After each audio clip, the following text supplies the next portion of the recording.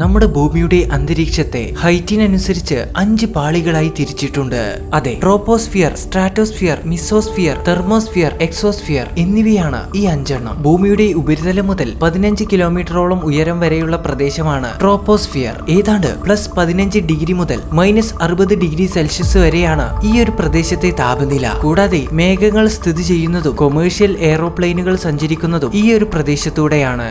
ഏതാണ്ട് 15 മുതൽ 50 കിലോമീറ്ററോളം ഉയരമുള്ള പ്രദേശത്തെയാണ് നമ്മൾ സ്ട്രാറ്റോസ്ഫിയർ എന്ന് പറയുന്നത്. ഏതാണ്ട് -60 ഡിഗ്രി മുതൽ 0 ഡിഗ്രി സെൽഷ്യസ് വരെയാണ് ഇവിടുത്തെ താപനില. നമ്മുടെ ഭൂമിയുടെ ഉപരിതലത്തെ അൾട്രാവയലറ്റ് രശ്മികളിൽ നിന്നും സംരക്ഷിക്കുന്ന ഓസോൺ പാളി ഈ ഒരു പ്രദേശത്താണ് നിലകൊള്ളുന്നത്.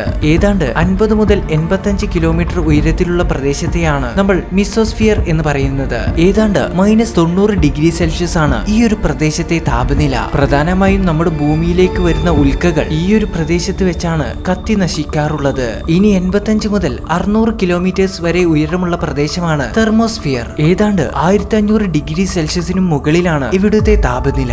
പ്രധാനമായും ആർട്ടിക് റീജിയനിലും അന്റാർട്ടിക് റീജിയനിലും കാണപ്പെടാറുള്ള ഔറോറ ലൈറ്റുകൾ ഈ ഒരു പ്രദേശത്താണ് രൂപപ്പെടാറുള്ളത്. കൂടാതെ നമ്മുടെ ഇന്റർനാഷണൽ സ്പേസ് സ്റ്റേഷൻ ഓർബിറ്റ് ചെയ്യുന്നതും ഈ ഒരു പ്രദേശത്തൂടെയാണ്. ഇനി 600 മുതൽ 10,000 കിലോമീറ്റേഴ്സ് ഉയരത്തിലുള്ളതും അറ്റ്മോസ്ഫിയറിന്റെ അവസാനം വരുന്ന ഭാഗവുമാണ് എക്സോസ്ഫിയർ. ഏതാണ്ട് 2000 ഡിഗ്രി സെൽഷ്യസിനും മുകളിലാണ് ഈ ഒരു പ്രദേശത്തെ താപനില. പ്രധാനമായും വെതർ, കമ്മ്യൂണിക്കേഷൻ, GPS തുടങ്ങിയ ആവശ്യങ്ങൾക്ക് ഉപയോഗിക്കുന്ന സാറ്റലൈറ്റുകൾ ഈ ഒരു പ്രദേശത്തുകൂടെയാണ് ഭൂമിയെ വലം വെക്കുന്നത്.